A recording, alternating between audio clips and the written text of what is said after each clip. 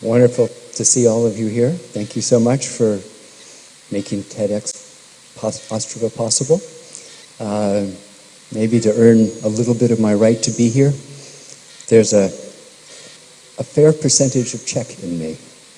I was born in Boston in the United States, but my father's from Austria, and two of his grandparents were from Czech. So it's like coming home in a way. We're going ahead. This is a familiar scene, I think, to all of you. It's new to me. I'm trying to be a fast learner. Music is my subject. I kind of cheated a little bit, got ahead of myself here. This is a remarkable activity that takes place in these grounds. I appreciate that you are indulging, allowing me to speak in English today. I thank you for the translators who helped make that possible. Music is a universal language, so it's not surprising that 35,000 people come to Colors of Ostrava. Music is something appreciated by everybody. I'm fairly certain, even though we're only halfway through this conference, that the greatest applause, the greatest reaction, the most emotional pull on you today was one absolutely amazing 9-year-old piano player. That's a universal language. Whether or not you go home and you listen to Dvorak or the same composition, doesn't even matter. In this moment, in this place, that was a moving experience that we could easily share together. Music is compelling that way. I've been in the music business, in a sense, all my life as a passenger. As I have been at every TED conference, I enjoyed even seeing myself up there in the last one. I don't remember exactly, I got up and gave a standing ovation to that talk about introversion, because us introverts do deserve a little more respect sometime. I always have watched the people who are gregarious and come out and say, I'm so-and-so, and make themselves available and visible. Oh, I envy that. They are often the movers and shakers of the world. I was on a different path as a kid, and I thought you're supposed to figure out what you want to do, and you look at the adults to try to figure out what to do. And on this theme of hidden potential, well, what is it inside me that might work in that world that I see with the adults? I hadn't a clue. Nothing I saw any adult ever made sense to me. And I never did figure it out. An earlier version of the talk, my title for this talk was Music Was My Muse. And yes, I followed music, and music has treated me very well. But not as a performer. 6 years of piano lessons, and I can't play anything except one song. So I enjoy being a passenger, as I have been at about 33 TED conferences. I love having my brain massaged. I love being stimulated by outsiders. Usually I'm only talking to people in my business, so as I do begin to talk about music, please excuse that some of my perspective and some of the things that are important to me are important because they are significant in trying to understand the world of music reproduction. But that's down the chain. First music is created, although an amazing thing happened once upon a time when there were the first recording devices and musicians could hear themselves for the first time. We will probably never fully know what it's like to hear music performed by musicians who never heard themselves. Think about that. It's kind of an amazing thing. There are different ways in which over the last 100+ years, some form of technology has affected how we are exposed to music, how accessible it is, the quality of how it sounds, and whether we're listening to professional musicians as we expect today versus 100 and some years ago where it was very likely the lady of the house who was an amateur pianist, possibly, barely wishing to reach the levels of what we've heard today. But that's all that was available. In my early world, and I'm going to skip ahead because I'm not going in the order of my plan, this device, actually this is newer than the device that brought me into the world of music. This has FM on it, and there was no FM when I was a 10-year-old, first feeling that tug of popular music. When I used to put 2 transistor radios in my 2 desk drawers, have them partly open while I was doing my homework in order to sort of bathe in the music of Top 10 radio, 1961. It was magic. It wasn't a choice I made. It was the world I lived in. It was what was important to me. And I made that comment about never having figured out what I wanted to do. Well, I never did. I'm today an extension of what I was doing as a 10-year-old. I'm following the music. Youth often has such a tremendous advantage. It's the grown-ups that have the challenge of looking at what youth are doing, the new world that they are creating, the world that they take for granted. Young people just breathe it. They don't have to figure it out. I'm not saying everybody has an equally easy time with it, by no means. But there is a tremendous advantage to just being who you are in your time, in your context. The challenge is 10, 20 years later, not becoming a prisoner to something that was successful, made you feel good, gave you a job when you were younger.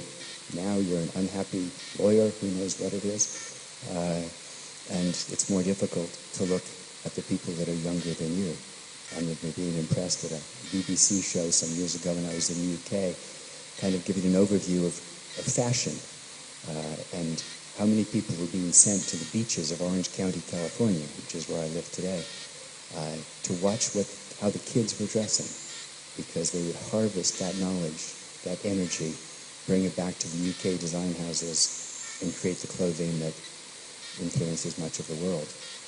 Youth has a tremendous advantage. That potential isn't hidden. It's out there in the open. I'm not arguing with the phenomenon of hidden potential. It's an absolute truth. But the world around you, actually, if one can see it, is the most fruitful arena for all of us. And for me, music was my muse, and it has worked wonderful. This little device brought me to the music, and I have never left it. I'll go back to this slide, which probably nobody here would possibly know that shape is the shape of a marijuana leaf, which has been given my graphics department back in California a couple days ago. I said, please give me something. Made a combination of music. Because the other more recent title for this speech that I've also abandoned in its formal form is that music is the world's most popular recreational drug. And there's a touch of a shock value in there. What do you mean music is a drug?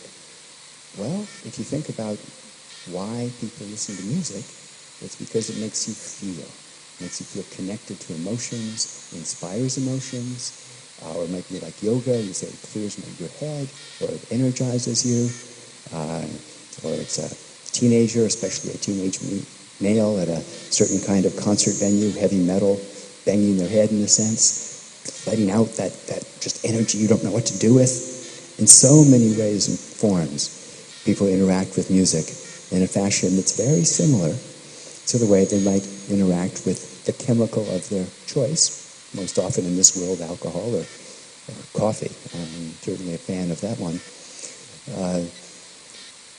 Everything that we do, whether we go jogging, whether we go running, whether we relax, we do yoga, we are affecting our brain chemistry.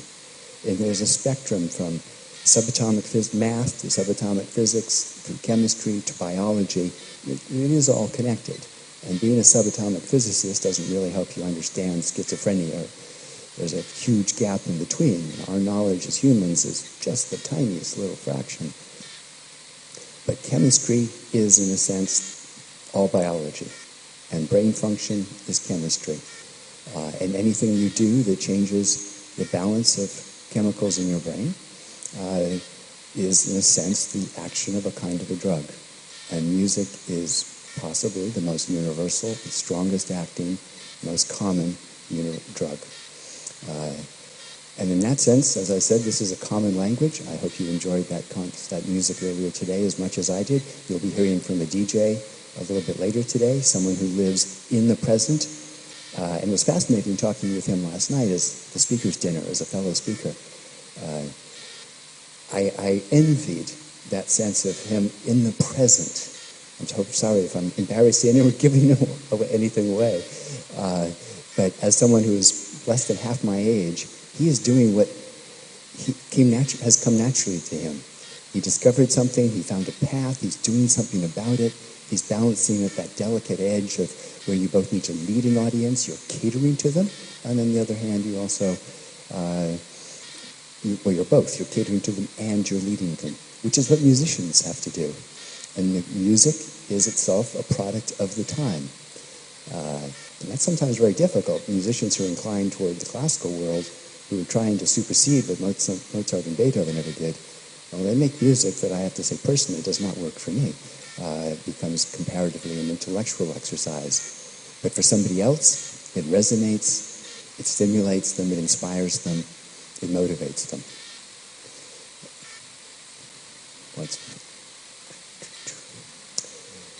1954, a long time ago. I was only 3 years old. This man, Elvis Presley, went into a studio, made his first recording. There's a period of music from about 1954 to about 1980 in the Western world, and I respect and understand, I'll never understand completely, the degree to which people in the Czech Republic, at that time Czechoslovakia, were exposed to the same influences that I was. I know to some extent, my Czech partner has helped inform me, that pieces of what was going on in Western music certainly were available, but the flow and the way it affected me, I realize, is maybe not the same, and also most of you are too young to have remembered this. I don't remember 1954 either.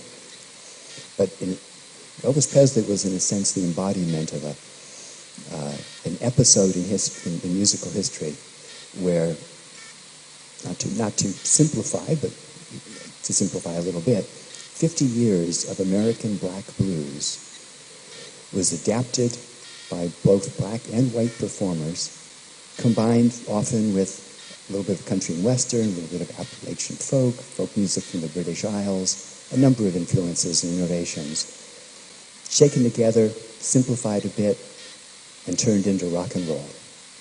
Now today, there's almost no such thing as rock and roll. There's been so much evolution and diversity since that time that instead we have, 15, 20 different names for modern popular music. But a lot of it has common roots in what happened in the late 50s and in the early 60s. And then afterwards, still early 60s, rock and roll, the Beatles.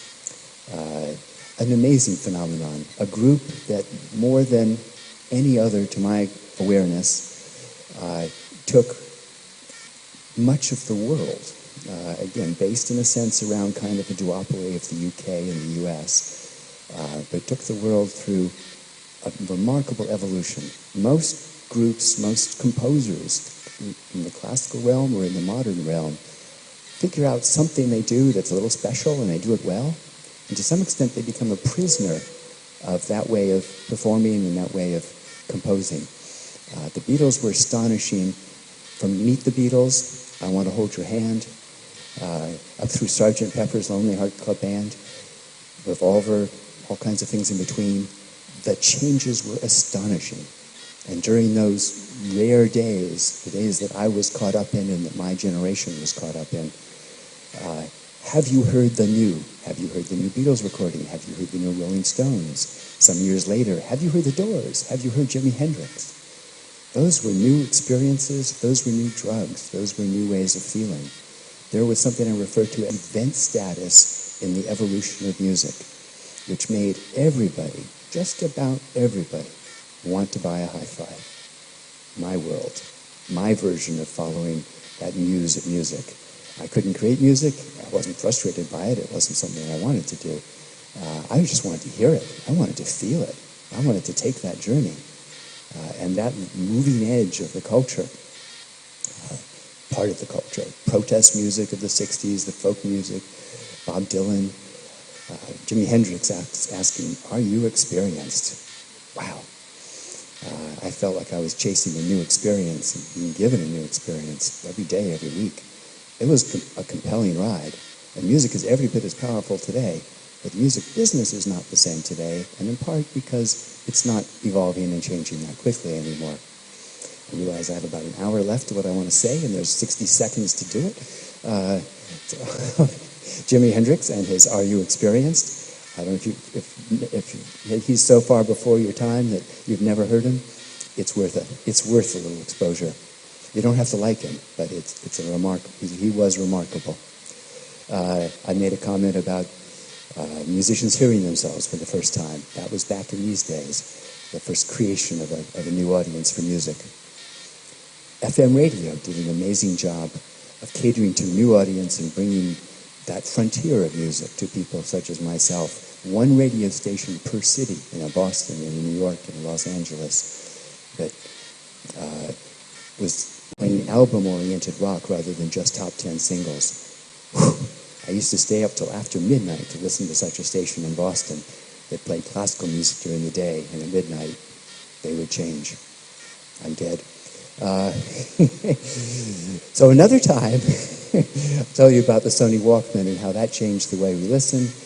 We became followers of personal audio instead of the communal shared experience of everybody having a speaker on either side of their sofa. My wish today, this is really just a Walkman on steroids. It has more memory, but we're doing the same thing. We're listening while we jog, while we commute to work and back. I was going to talk about Taylor Swift because last week she pulled her music off Spotify. The economics of this new world as we move towards streaming and away from buying either physical media like LPs and CDs or even buying digital files like people have been downloading for the last decade. It's going away. We don't know how fast, but there's a lot of opportunity in that change. But the fact that she pulled down all of her music, she sold 1.3 million albums in 1 week of her recent release. She's an exception in that regard. But she's also an instructive example because the economics are that Spotify would pay her next to nothing for streaming her music. So that economic model is something in play, and maybe some of you will be the people who help play that out. My closing remark, all I can suggest is please go to a club and enjoy music. I hope you probably already are. It's not something that's going to go away. It's only more important in today's world where the musicians need to make their money from performing live. Come to a big concert in a place like this, something very special. That's the end of the pictures. But maybe you'll go home, sit on the sofa, cuddle up with a loved one, share music with friends. It's the best drug there is, and I hope you'll continue to enjoy it all your life.